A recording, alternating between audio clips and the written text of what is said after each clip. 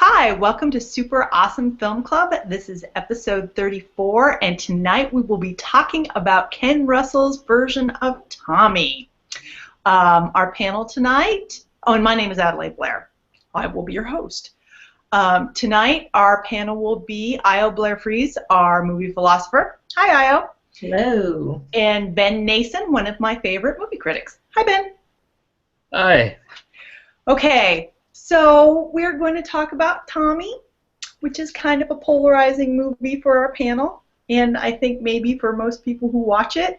It is directed by Ken Russell. It is the second movie in our four-part Ken Russell series. It was filmed in 1975, but it's the original album that came out, the Who album, came out I think in '69. And there was operas, and it's a rock opera, and it's Pete Townsend, I think, is the one to blame for all of this. It stars Roger Daltrey as Tommy Walker, Ann-Margret as his mother Nora Walker, and Oliver Reed as her boyfriend, future husband, and partner in crime, Frank Hobbs. So a lot of movies are easy to give you a synopsis of, because they're fairly linear and make sense, and this is not one of those things, so I'm probably going to leave parts out, but it's because I had to I had to have Wikipedia open while I was watching the movie to tell me what was going on sometimes. Because there was some stuff I was like, what the hell is that? I do not understand. Okay, so there's this woman, Nora Walker, and she's married to Captain Walker, and it's during World War II, and they're in love, but he has to go off to war, and she gets pregnant, and he gets killed, and she has her baby, and her baby is Tommy, and eventually she hooks up with this guy, Frank Hobbs, and while they're doing it one night, it turns out Captain Walker was in fact not dead. He was just injured badly or something. Anyway, he shows up. He finds them in bed together. I think Frank Hobbs accidentally kills him in shock. Like, who the hell is this guy? I don't think it was like malice aforethought. And they want to hide their crime. So Tommy, who has seen the whole thing, they're like, you don't hear anything, you don't see anything, you don't say anything. And so he internalizes this, and from that moment on, he doesn't see anything, he doesn't hear anything, he doesn't say anything. At all. And he grows up, and his parents try to heal him because they're a little worried, because how can he have religion? How can he be saved if he can't conceptualize Jesus or religion or anything? So they try to heal him. They go to various things. They employ some very bad babysitters. I'm just going to say that you ought not to let Keith Moon babysit your kid under any circumstances, whether he's playing another part or just as Keith Moon. That would be my advice. But anyway, he gets abused by one of the babysitters. He gets molested by one of the babysitters. But he grows up, and he's so sensitive to the vibrations that he becomes this pinball wizard. I only knew that he was sensitive to vibrations, and that's how he could be a pinball wizard, because I looked it up on the internet, because I was really confused about what the hell was going on. So then he becomes like this not internet, but this like messiah pinball figure that everybody loves. And then his mother figures out that his inability to hear or speak or talk is psychosomatic, so they do this whole thing with the mirror, and then he can see himself in the mirror, and then she breaks the mirror, and then he's healed, and then he becomes like this messiah figure. And there was a scene where they tried to give him acid, and that did not work. But tried to give him acid. But then he's like a messiah figure, and then Frank Hobbs is kind of corrupt. Although I'll deal with this later. But Frank Hobbs is really corrupt, and so the whole movement becomes like a corrupt religion. And everybody is like, no, we're not going to do this, and they kill Frank and Nora. in rebellion, and then Tommy's left alone, but he's in a beautiful mountainside where he comes to something happens. I don't know what it is. Maybe he finds God. I'm not sure. And then the movie ends. And there's some other stuff in there, and I don't know what to say about it, but there's stuff in there. Okay. Io, what did you think about Tommy? I thought this movie was garbage. I've never been a fan of The Who, but I've never had anything against them until I watched this movie. And I thought that the music was kind of repetitive and like an emotional drain on my being, but also there was no plot. I think that the movie tried to tell. The best case I can make is that this movie was trying to tell some kind of anti-religious message. There's a scene where they're in the church of Marilyn Monroe, and it seems as though they're trying to make a point about like pop culture obsession, or it really kind of fails at trying to make any point about religion, because you see, there's a young girl in her father's church, and she turns away from that, and Tommy doesn't seem to need his parents' religion, and Tommy has his cultists, and they rebel against him because they're too smart for that. But there's no central point that ties these things together. It's just almost like you went on a religious rant and wrote it all down and stuck it to a wall and said, that's how I feel about things.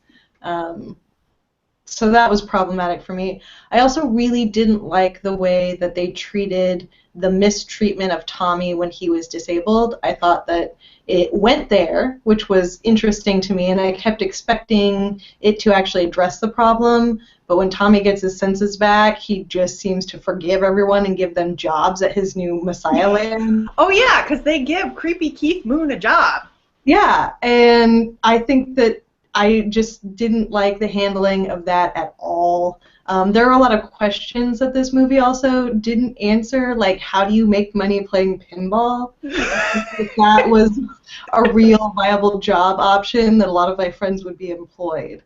Also, why does Tommy suddenly have like abs all the time when he's deaf, dumb, and blind? Like, I don't think that he works out, but he always has abs. I do think that the characters of Frank and Nora are the most interesting part of this movie. They are driven by greed, they're driven by comfort, and I like the character development, but if that's the only thing holding the movie together, it's not a very good movie. Okay. And that's my Yeah, I would agree with a lot of that. This movie was extremely annoying. And actually, I normally like The Who, actually. And I kind of actually like the album Tommy. It's all right. But, yeah, I think Io said it right, that it's like repetitive in this movie. Like, it's pretty much almost the same, like, 4 chords, and the same like progression of notes that just get repeated over and over and over again, and it kind of becomes almost drony, and that in itself I found to be extremely annoying.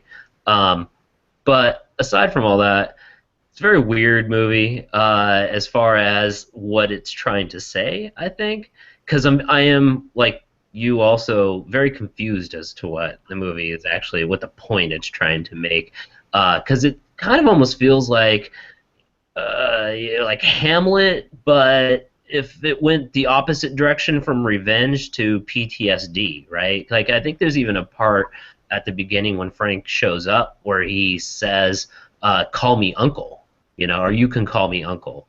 And, so it's got this very much like a Hamlet kind of thing going on that then devolves into this weird religion or anti-religion. And that's the part where I'm like, I have no idea what it is that Ken Russell or Pete Townsend or The Who have to say when it comes to this part of the movie. It just kind of becomes this hodgepodge of all this weird stuff that, I think was already iterated, that like is kind of like, all right, these are all my feelings, I'm going to throw them against the wall, and yeah, there they are,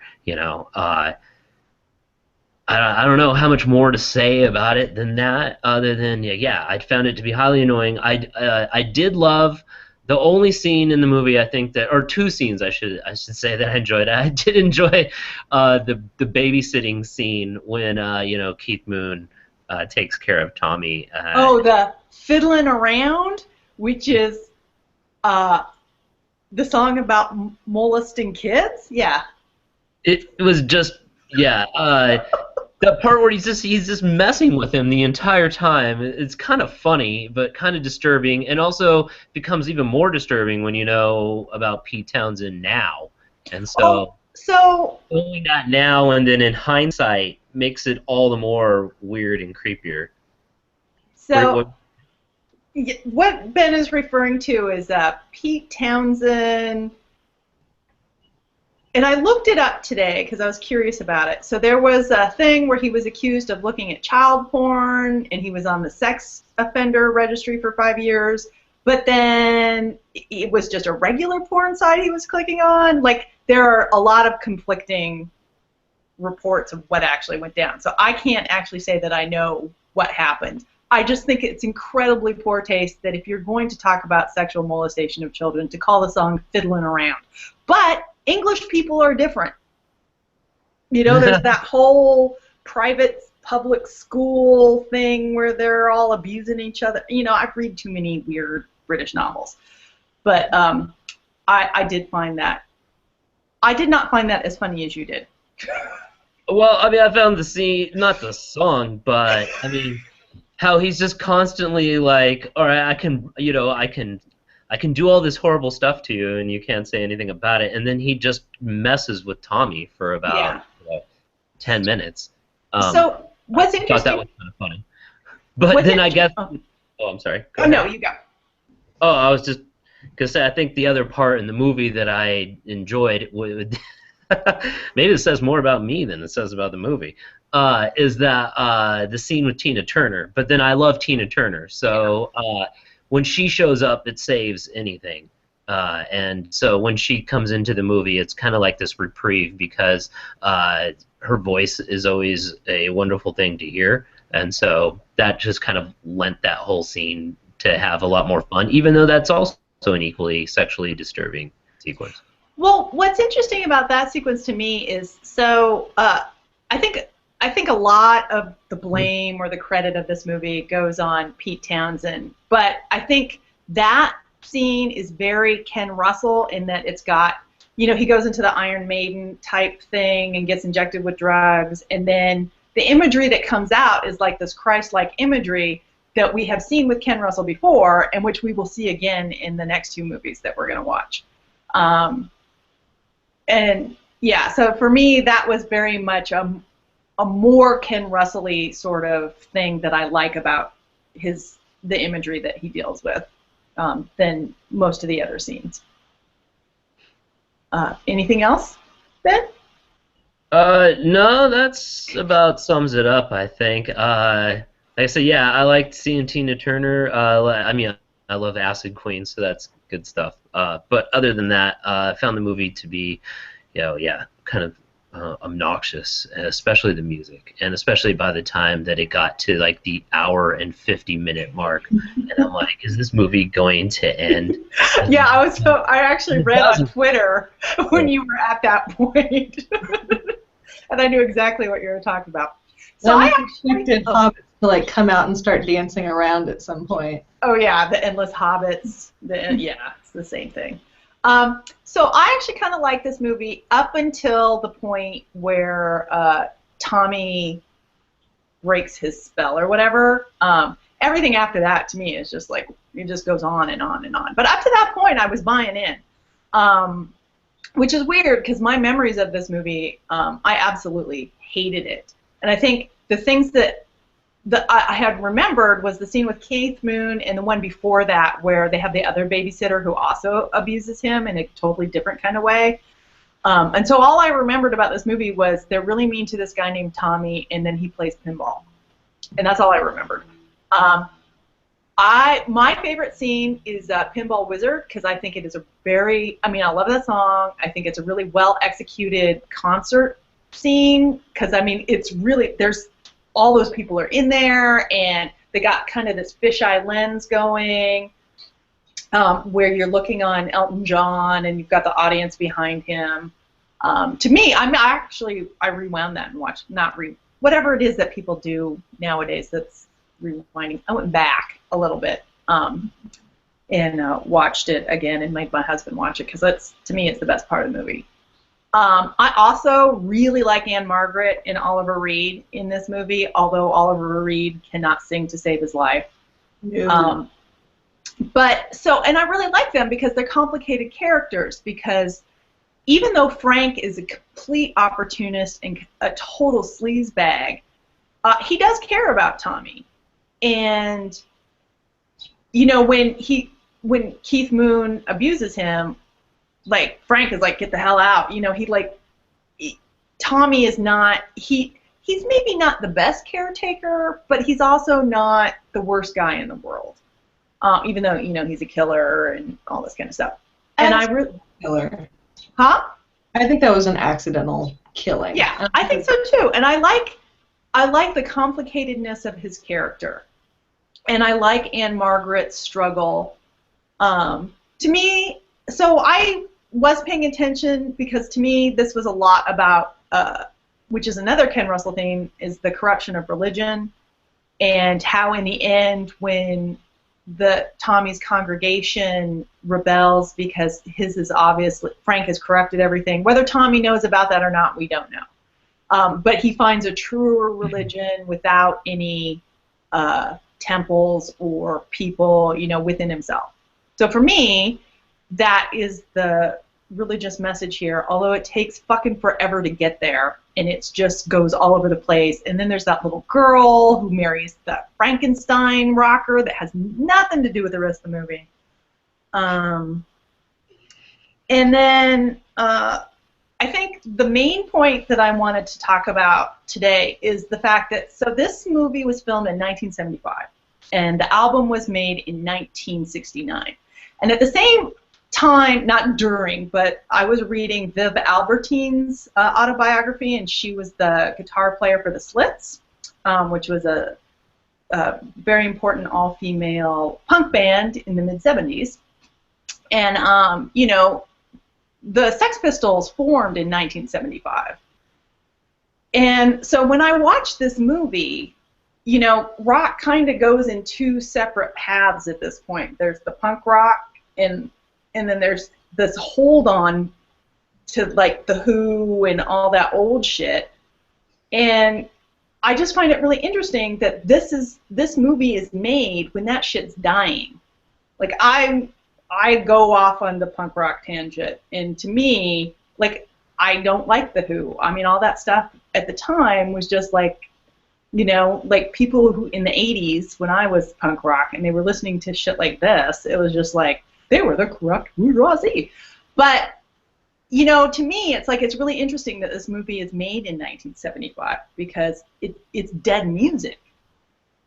It does, so it feels like it's trying to be legendary, though. It's trying to, like, bring on and carry on that legend. It's got the Who, it's got Tina Turner, it's got Elton John, it's got Eric Clapton, it's got everybody that you would ever want to put in, like, a time, like a maybe like 1968 time capsule and bring to the future with you. And I think that that's what it's trying to do, is it's trying to build the, you know, like some kind of final shebang.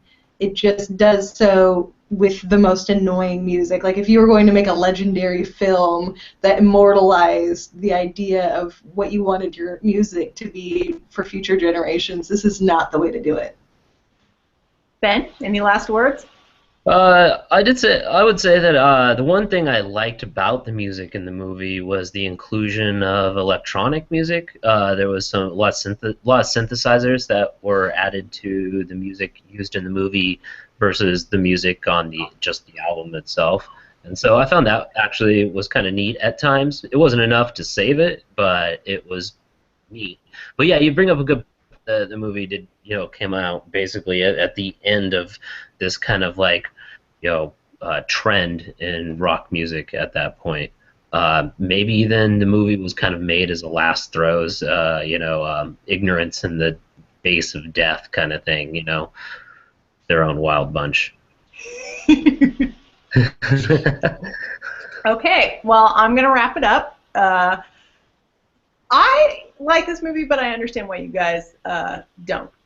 But yeah, I just think all parties involved deserve a little bit better. But you know, it is what it is, and I'm glad that I had a chance to reassess it now that I know more about Ken Russell, because you know, it's important to see the crap as well as the great things. Which is funny because, as you know, The Devils I think is the best movie ever made, and this movie is Probably the worst movie ever made. I'm gonna go, like, you went there last week. I'm gonna go there this week. I think this might be a candidate for worst movie ever made. Wow, I'm not gonna go there. But I will say real quick before you go that you should look up Oliver Reed and he was on the John. You should look up Oliver Reed on the Johnny Carson show, which he did promoting this movie. Yeah, it's worth the watch. Awesome. Okay. Well, I'd like to thank everybody for joining us. We will be back in 2 weeks when we will be discussing Ken Russell's Altered States, which I can tell you is one of the favorite movies of one of our panelists. Okay. Goodbye, everybody, and watch the skies. Bye.